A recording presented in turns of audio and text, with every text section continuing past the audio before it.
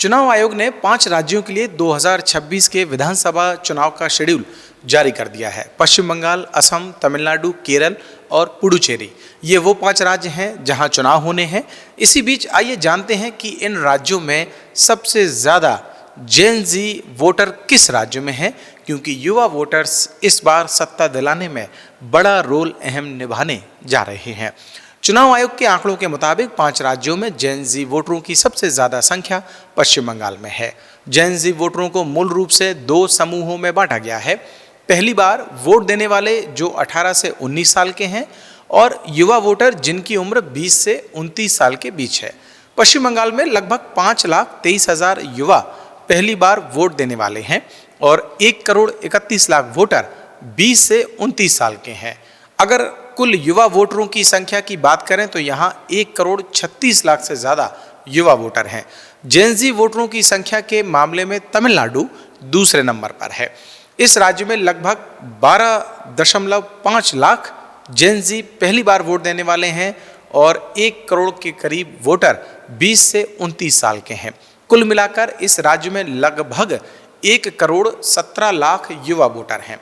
वहीं असम में चुनाव आयोग के डेटा से पता चलता है कि 18 से 29 साल की उम्र के लगभग यानी जेन जी 5,75,000 पहली बार वोट देने वाले वोटर्स हैं और 20 से 29 साल के आयु वर्ग में लगभग 66,30,000 वोटर हैं। इसका मतलब ये है कि असम में युवा वोटरों की कुल संख्या लगभग 72 लाख है। पश्चिम बंगाल और तमिलनाडु जैसे बड़े राज्यों की तुलना में ये संख्या कम है। केरल में भी युवाओं की एक बड़ी संख्या वोट देती है। डेटा से ऐसा पता चलता है कि 18 से 19 साल की उम्र के लगभग 4,24,000 मतदाता पहली बार वोट देने वाले हैं और 20 से 29 साल के बीच के लगभग 45 लाख वोटर हैं। कुल मिलाकर केरल में लगभग 49 लाख युवा वोटर हैं। 5 क्षेत्रों में पुडुचेरी में युवाओं की संख्या सबसे कम है। यहाँ पर जेन जी यानी 18 से 19 साल की उम्र के लगभग 23,033 वोटर हैं और 20 से 29 साल की उम्र के लगभग 1,87,000 वोटर हैं। दोनों को मिलाकर युवा वोटरों की कुल संख्या 2 लाख से थोड़ी ही ज़्यादा है। आपको बता दें कि असम, केरल और पुडुचेरी में वोटिंग एक ही चरण में 9 अप्रैल को होगी।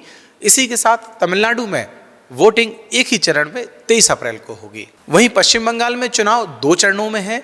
यहाँ 23 अप्रैल और 29 अप्रैल को चुनाव होंगे और इंतज़ार खत्म होगा 4 मई को, जब वोटों की गिनती सामने आएगी और तभी पता चलेगा कि जेन जी और युवा वोटर्स ने किस राज्य में किस पार्टी को अपना मत दिया है।